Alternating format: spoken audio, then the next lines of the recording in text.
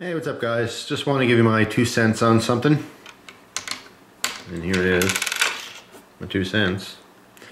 Since I'm in the whole, phase of talking about coins and silver and stuff like that, I just want to briefly mention something that's fascinating to me, interesting. Besides the precious metals market, I follow gold, I follow silver, specifically silver, but also gold. I look at platinum and palladium too, but I don't have as much interest in that. Eventually I'd like to have a little bit of platinum, but obviously being very expensive. Although gold has surpassed platinum in I don't know how many years it's been the reverse. Platinum used to be the most expensive, or one of the most expensive precious metals. But anyway, besides precious metals, I also follow the base metal market.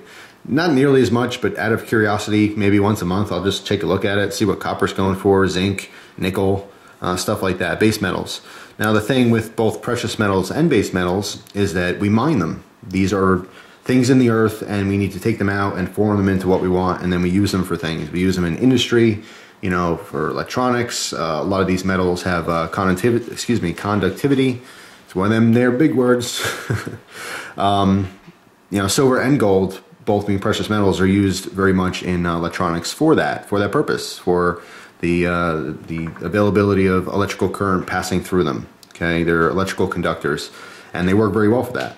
And I briefly talked about this with a friend, how cell phones are so expensive. Well, there's gold in cell phones. People steal catalytic converters for cars. There's platinum in it. So these are used in our industry. But anyway, copper is very expensive. And you see all the time, if you watch like cops and these different crime shows and stuff, you'll see like crackheads, and they'll be breaking into lumber yards and construction sites, and they'll steal the big spool of copper wire. It's because copper's worth some money. I think it's worth $3 and change a pound right now. It doesn't seem like much, right? But if you got a big old spool that weighs 100 pounds, guess what? You got $300 worth of copper. All right. What's interesting to me is copper pennies. Okay, on the left here, I have a new copper penny, 2012. And well, since I said the left, let's put this one on the right. This right one is the oldest one I happen to have on hand, 1959. All right, there's a difference between these two pennies. Obviously one's old and dirty and one's new and shiny. But the difference is that these old pennies have 95% pure copper in them. Okay, now what does that really mean? Well, copper obviously being worth $3 a pound. This relates, with the weight of a penny, which I don't know offhand, but it relates to one single penny that has 95% pure copper in it, being worth 2 cents in copper, in its copper weight, which I find extremely, extremely interesting. It's just one of those random things. Now, all pennies from 1909 to 1982 have this 95% copper ratio. All right, so this is a lot of old pennies. I mean, you find pennies all the time from the 70s and early 80s, sometimes 60s. It's not the majority of your change, but I would say out of every fistful of pennies, you'll find at least a few of these, and they're literally worth twice their face value in their metal content. So in theory, if you had a huge barrel full of pennies from 1982 and earlier, and you were to say melt them together and make a bowl of copper and sell it to a scrapyard or something, you double your money. But first of all, obviously it's illegal. People know that defacing currency is a crime, so you wouldn't do that. Plus, it's not cost effective anyway. I mean, we're talking pennies here. If you did this on a grand scale, millions of them, which you're not going to find easily. It doesn't make sense. It's not a money-making idea. It's just an interesting concept, and it's a conversation piece. That's all. Someone happens to have a penny in hand or whatever. They say, hey, that's worth 2 cents. And they go, what are you talking about? Well, copper.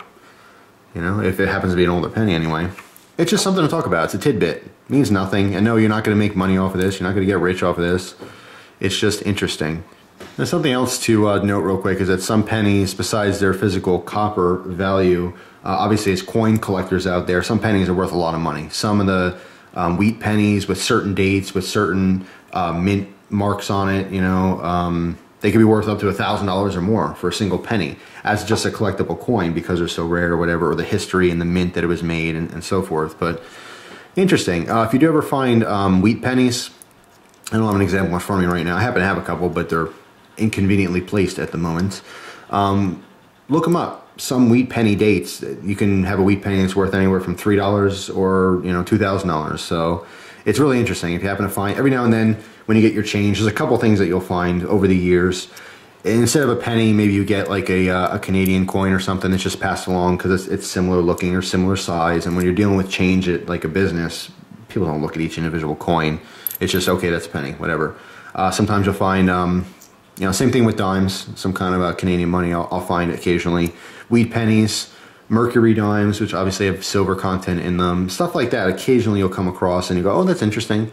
And that's it, that's the end of it. And then what you'll do is you'll probably use that again, most of you out there, as a regular dime or penny or whatever, and you don't care, it just keeps going back and forth. But if you were to pluck that out of circulation and, sell it or trade it or whatever, it's worth a little bit more than its face value as a penny, or a fake penny in those other cases. But I don't know, just interesting, just my 2 cents. Yeah.